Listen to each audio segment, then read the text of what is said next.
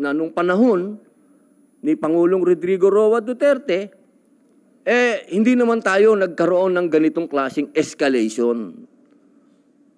Ang nangyayari noon, kapag may nangyaring medyo mabigat, nadi-de-escalate sa agad. Ngayon lang kasi ito medyo lumaki na lumaki.